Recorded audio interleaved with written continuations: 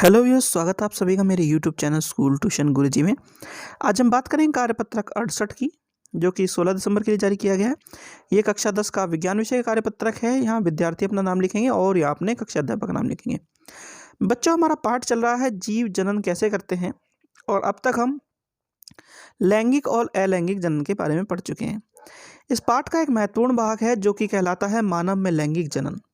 यानी कि इस भाग में हम नर और मादा जनन के अंगों के बारे में जानेंगे, समझेंगे, और कई बार इससे रिलेटेड क्वेश्चन आता है जो कि 5 नंबर तक का होता है। बच्चों, इसमें करना ये होता है कि मानव या मादा जनन अंगों के आपको डायग्राम बनाने होते हैं, उनको नामांकित करना होता है और साथ में उनके कुछ बारे में महत्वपूर्ण बातों के बारे में बताना होता है। तो इसलिए बच्चों इसे ध्यान से कीजिएगा और ध्यान से समझ करके इसे अपने मन में कंठस्थ करते हुए इसकी प्रैक्टिस भी कीजिएगा, ताकि आपको जब आपके एग्ज़ाम में इस तरह का क्वेश्चन आए तो आप उसके पूरे नंबर मिल सकें। बच्चों, तो चलिए देखते हैं, जानते हैं, समझते हैं कि आज के पाठ में आपके लिए क्या बताने की कोशिश की गई है और आज के कार्यपत्रक में आपके लिए क्या नया है। बच्चों, तो शुरू करते हैं। मानव में लैंगिक जनन। मानव में किशोरावस्था के दौरान नर और मादा दोनों की आकृति और क्रिया संबंधी अनेक परिवर्तन होते हैं। नर और मादा के शरीर में द्वितीय लैंगिक लक्षण अंतः स्रावी ग्रंथियां द्वारा उत्पन्न हार्मोन द्वारा होता है। जैसे जैसे शरीर की सामान्य वृद्धि दर धीमी होनी शुरू हो जाती है, जनन उत्तक परिपक्व होना प्रारंभ करते हैं। किशोरावस्था की इस अवधि को यौनारंभ कहा जाता है। नर और मादा युग्म जननांगों वृषण और अंडाणु में उत्पन्न होते हैं। नर के जनन काल के दौरान जो जीवन भर रहता है, शुक्राणु या नर युग्म उत्पन्न होते रहते हैं। मादा या लड़कियों में रजोदर्शन से मादा युग्म अंडाणु की उत्पत्ति का संकेत मिलता है। 45 से 50 वर्ष की आयु तक मादा या स्त्रियों में अंडाणु की उत्पत्ति रुक जाती है। इस अवस्था में रजोधर्म रुक जाता है और इस स्थिति को रजोनिवृत्ति कहते हैं। बच्चों, चलिए अब सबसे पहले पढ़ते हैं बच्चों नर जनन अंग के बारे में। ये इसका डायग्राम है। अपनी पाठ्य पुस्तक से आप इसके डायग्राम को पूरी तरीके से चेक कीजिएगा। बच्चों, चलिए शुरू करते हैं। नर जनन अंग। नर जनन कोशिका उत्पादित करने वाले अंग एवं जनन कोशिका को निषेचन के स्थान तक पहुंचाने वाले अंग संयुक्त रूप से नर जनन तंत्र बनाते हैं। नर जनन कोशिका अथवा शुक्राणु का निर्माण वृषण में होता है। यह उदर गुहा के बाहर वृषण कोश में स्थित होता है। इसका कारण यह है कि शुक्राणु के उत्पादन के लिए आवश्यक ताप शरीर के ताप से कम होता है।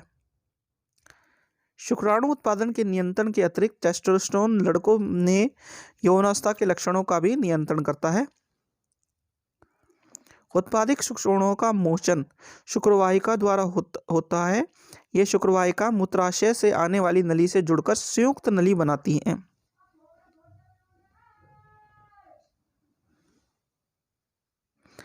अंतः मूत्रमार्ग शुक्राणु एवं मूत्र दोनों के प्रवाह के उभयमार्ग है। प्रोस्टेट तथा शुक्राशय अपने स्राव शुक्रवाहिकाओं में डालते हैं, जिससे शुक्राणु एक तरल माध्यम में आ जाता है। इसके कारण इनका स्थानांतरण सरलता से होता है। साथ ही स्राव उन्हें पोषण भी प्रदान करता है। शुक्राणु सूक्ष्म संरचना है जिसमें मुख्यतः आनुवांशिक पदार्थ होते हैं तथा एक लंबी पूंछ होती है जो उन्हें मादा जनन कोशिकाओं की ओर तैरने में सहायता करती है। बच्चों, तो ये तो बात हुई बच्चों नर जनन अंग की। अब जरा मादा जनन अंग के बारे में पढ़ते हैं। मादा जनन अंग के बारे में पढ़ेंगे बच्चों। ये मादा जनन अंग का क्या है, डायग्राम है।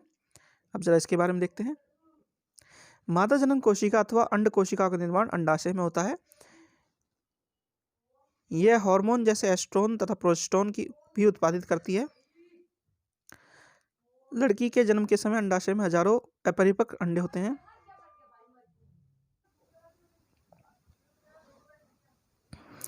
यौनारंभ में इनमें से कुछ परिपक्व होने लगते हैं।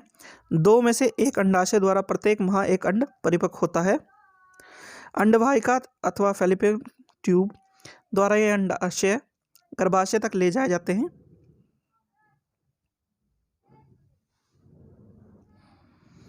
दोनों अंडवाहिका संयुक्त होकर एक लचीला थैलीनुमा संरचना का निर्माण करती है, जिसे गर्भाशय कहते हैं। गर्भाशय ग्रीवा द्वारा योनि में खुलता है।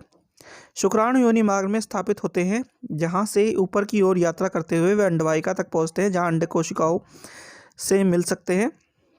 निषेचित अंडा विभाजित होकर भ्रूण बनाता है। भ्रूण गर्भाशय में स्थापित हो जाता है जहां वह लगातार विभाजित होकर वृद्धि करता है तथा अंगों का विकास करता है। माँ का शरीर गर्भधारण एवं उसके विकास के लिए विशेष रूप से अनुकूलित होता है। अंतः गर्भाशय प्रत्येक माह भ्रूण की ग्रहण करने एवं उसको पोषण हेतु तैयारी करता है।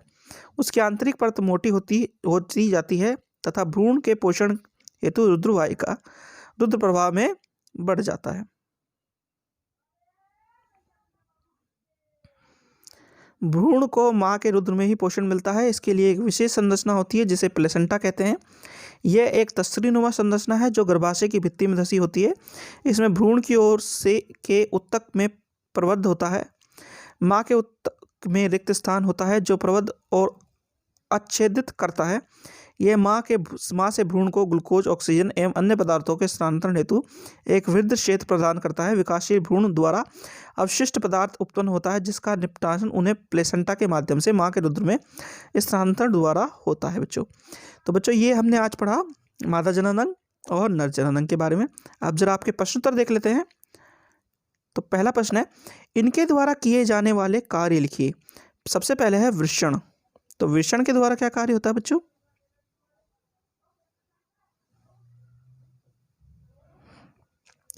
नर जनन कोशिका अथवा शुक्राणु का निर्माण वृषण में होता है। तो वृषण क्या करता है बच्चों? ये शुक्राणु का निर्माण करता है बच्चों। चलिए अगला देखते हैं। अगला है शुक्रवाहिकाएं। तो शुक्रवाहिकाएं क्या करती हैं बच्चों? उत्पादित शुक्राणुओं का विमोचन शुक्रवाहिकाएं द्वारा होता है। यह शुक्रवाहिकाएं मूत्राशय आने वाली नली को जोड़कर संयुक्त नली बनाती हैं। यानी कि ये क्या करती हैं? शुक्राणुओं को एक स्थान से दूसरे स्थान तक ले जाने का काम बच्चों यही करती हैं। चलिए अगला प्रश्न देखते हैं। अब है अंडाशय क्या होता है?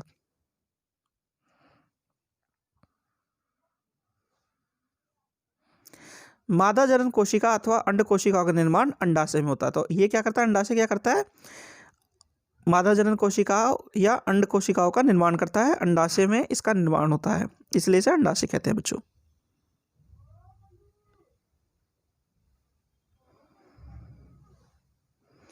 अगला है अंडवाहिकाएं।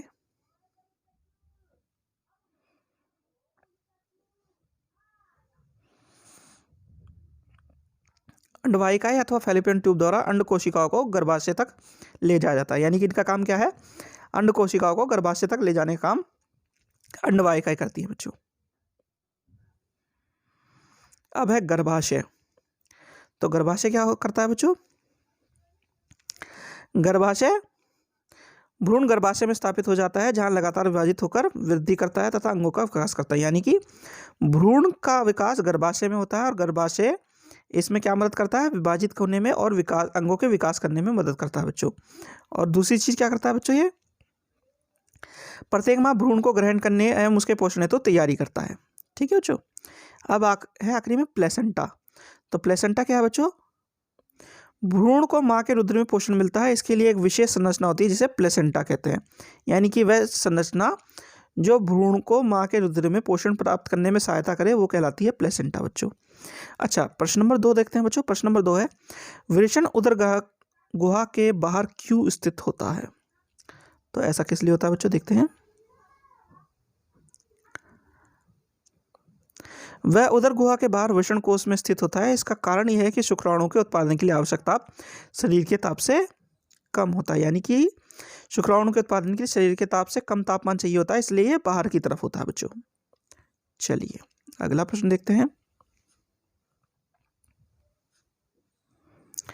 प्रश्न नंबर 3 है, भ्रूण के रोपण के बाद गर्भाशय में क्या परिवर्तन दिखाई देते हैं?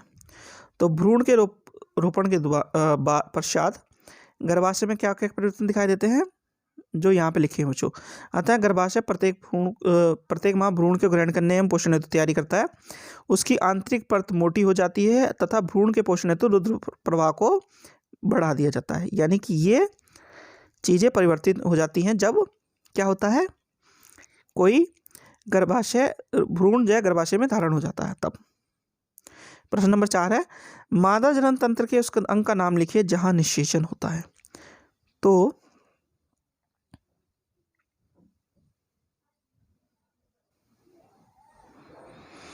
तो बच्चों गर्भाशय में ही निषेचन होता है और यहीं पर बाद में आगे विभाजित होकर वृद्धि करता है बच्चों वो। ठीक है, तो बच्चों ये हो गई आपकी वर्कशीट कंप्लीट और वीडियो भी। आशा करता हूँ आपको वीडियो अच्छी लगी होगी, और वीडियो अच्छी लगी हो तो चैनल को सब्सक्राइब करें, वीडियो को लाइक करें, शेयर करें। Thank you.